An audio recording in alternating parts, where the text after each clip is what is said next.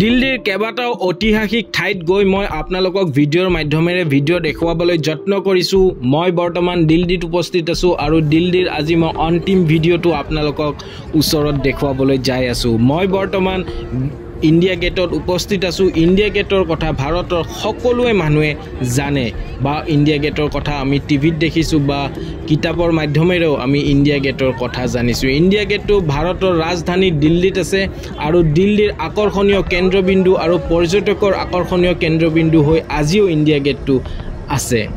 দেখিবলৈ খুবেই ধুনীয়া আৰু ইণ্ডিয়া গেটৰ লগত বহুতো ইতিহাসৰ কথা জড়িত হৈ আছে। আমি সকলোৱে ভাবোঁ যে ইণ্ডিয়া গেটটো ভাৰত স্বাধীন হোৱাৰ পাছত বনাইছে, কিন্তু নহয়। ভাৰত স্বাধীন নহওঁতে এই ইণ্ডিয়া গেটটো বনাইছিলে। ব্ৰিটিছৰ শাসনকালত এই ইণ্ডিয়া গেটটো নিৰ্মাণ কৰা হৈছিলে। এই ইণ্ডিয়া গেটটো নিৰ্মাণ কৰোঁতে 10 বছৰ সময় লাগিছিলে আৰু 1931 চনত এই ইণ্ডিয়া গেটটো নিৰ্মাণ কৰি উলিয়াইছিলে।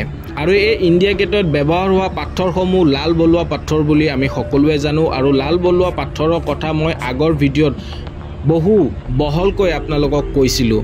বাৰু আজি মই লাল বলুৱা পাথৰৰ কথা মই বিশেষ নকওঁ।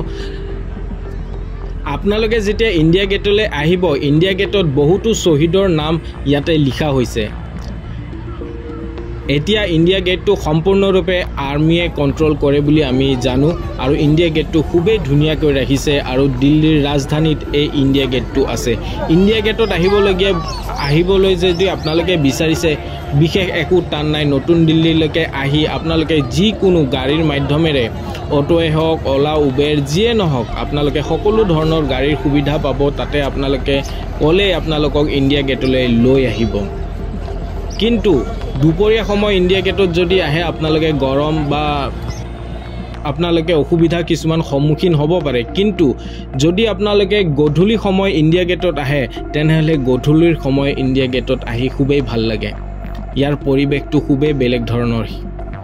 আপোনালোকৰ কথা, আপোনালোকে যেতিয়া আহি কেনে আপোনালোকে ইণ্ডিয়া গেট চাব বিচাৰে, তেনেহ'লে আপোনালোকে আহিব পাৰে। আৰু কেতিয়াবা আবেলি সময়ত আমাৰ ভাৰতীয় সৈনিকসমূহে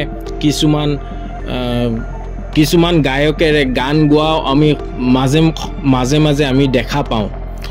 আৰু আপোনালোকে ইণ্ডিয়া গেটত আহক এবাৰ আৰু ইণ্ডিয়া গেটত আহি সেই ইতিহাসৰ লগত জড়িত কিছুমান কথা জানিবলৈ চেষ্টা কৰক। অকল ঘূৰি গ'লেই নহ'ব বা আমি ফুৰি কেনে গ'লেই নহ'ব। ইয়াতেও কিছুমান ইতিহাসৰ লগত জড়িত বহু তথ্য আমি দেখিবলৈ পাওঁ।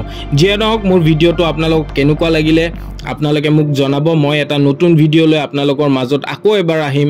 এতিয়ালৈ এৰিছোঁ, লগ পাম এটা নতুন ভিডিঅ'ত। আৰু এইবাৰ আপোনালোকে মোৰ ভিডিঅ' দেখা পাব হাম্পি, কাৰণ মই দিল্লীৰ পৰা এতিয়া যাই আছোঁ হাম্পিলে। ধন্যবাদ, লগ পাম এটা নতুন ভিডিঅ'ত।